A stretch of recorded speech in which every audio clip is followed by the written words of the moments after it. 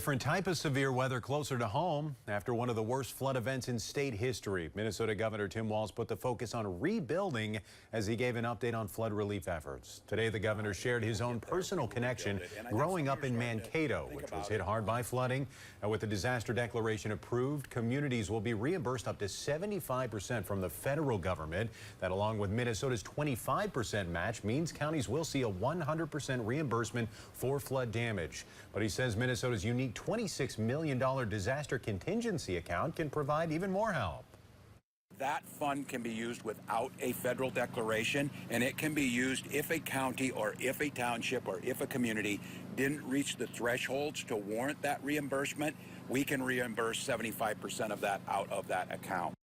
The state leaders also took the time to thank state and local agencies for their swift action to respond to flooding. That coordinated effort by all prevented loss of life. The volunteers, the generosity and time given by volunteers who may not even necessarily know our flood victims, watching that through this whole process has been inspiring. And while 22 counties have been approved for federal disaster assistance, 47 counties have reported flood impacts.